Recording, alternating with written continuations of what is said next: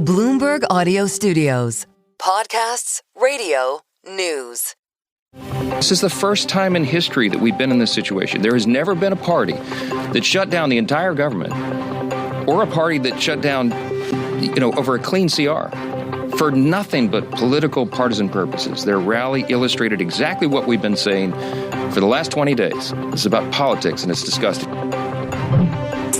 And that was House Speaker Mike Johnson on the 20th day of the government shutdown, now the third longest in U.S. history. Johnson's comments came 48 hours after one of the largest demonstrations in recent memory, with the so-called No Kings protest happening in cities and towns coast to coast, as demonstrators made their voices heard, protesting against the president and his supporters in Congress. One voice that was there joins us now, Colin Allred, former Democratic congressman from Texas, and now U.S. Senate candidate. Congressman, thanks so much for being with us. Yeah, thanks for having me. Millions of people were in these dubbed No Kings protests this weekend. You were one of them in Houston. You saw the images, the pictures, just the large crowds. The question now, Congressman Allred, is how do you turn that into votes? Well, first, let me just say that I was really proud of the folks who came out to protest. The protest that I was at in Houston had a lot of families there. I took pictures with, moms and dads with their kids. There was some pretty clever signs, as you can imagine. And I thought it was about as American as apple pie, to be honest with you. I'm a believer that, sometimes protest is necessary in this country.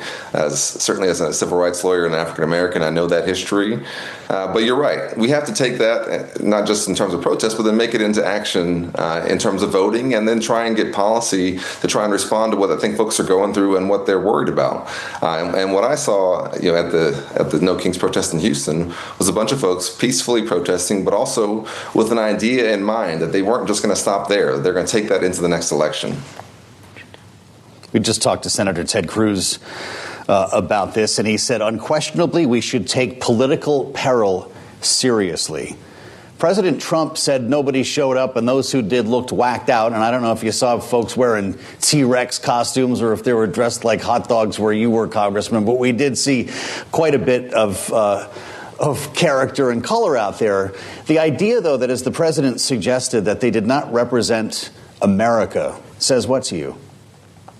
Yeah, well, it's pretty hot in Houston still, so we might not have as many of the full-on costumes as you would in other places at this time of year, but there were definitely some colorful folks out there. But like I said, I saw folks also bringing their kids in little red wagons, so I thought it was very organic, and folks, I think, came and they were thanking me for coming, quite honestly, because they were just looking to have some way to express themselves outside of just, I think, doom scrolling on their phones. And I think they felt a sense of community.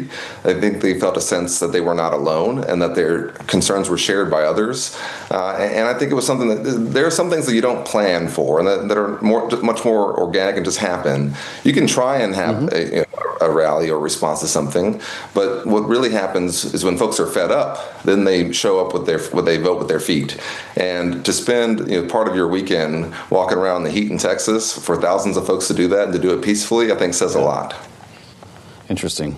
Senator Cruz, I think, referred to it as AstroTurf in this case. So, Congressman, we've got a government shutdown that's now on day 20, and we'd love to ask you about your campaign for Senate. In this case, would you be one of those Democrats who broke ranks to vote to reopen the government if you were in the Senate?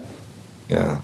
Well, listen, I hate shutdowns as a rule. When I was in Congress, I was sworn in during a shutdown, and we introduced a bill pretty quickly thereafter called the SEAS Act. It was called the Shutdown to End All Shutdowns Act, and we were trying to make sure that if this did ever happen again, that the members of Congress and senators would feel the same pain as working people out there who are not getting paid.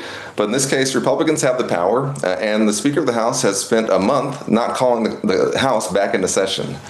They have the power to negotiate this and say, listen, we know that we need your votes, and we want to make sure that we are in consultation and negotiation the way things have always been done. And I'm sorry they have not used the power that they have to try and protect folks' health care, which is what I think Democrats are standing up for. We have 4 million Texans, 4 million here, who are in the Affordable Care Act exchanges. I just got an email from some of the associations that I'm a part of saying that with open enrollment is going to be starting next month, and saying to expect dramatic increases in your costs and in your premiums. In some cases, we may see those double. And if you see costs go up that much for your premium, that's basically the same thing as not having health care at all. And so I think this is very clear and very straightforward. I hope Republicans will come to the table and negotiate and try to make sure we can end this shutdown as soon as possible. Congressman, before we let you go, we do want to talk about your race. You know this statistic as well as anyone. No Democrat has won statewide in the state of Texas since the early 90s. You ran, you did not win last time, and you raised a lot of money. So what makes you think this time around it's different? Well, listen, what I've been trying to do is make sure that we reorient ourselves around what I think working folks are going through. And I think there were a lot of promises made to working people in the last election about their costs were going to go down, that inflation was going to go away on day one. And we've seen the opposite. And as I've been going around the state, I'm not just going around, I'm trying to find areas where I can go directly to working folks, because I'm constantly thinking about my mom, who was working 2 jobs and was watching me in the evening, and she couldn't come to one of our town halls that we have or to a political rally. But if I go to them on the job, then we can have those conversations. And so I was in grocery stores and construction sites. Come back and talk to us when we have more time to talk about your race, Congressman. It's good to have Colin Allred with us. This is Bloomberg.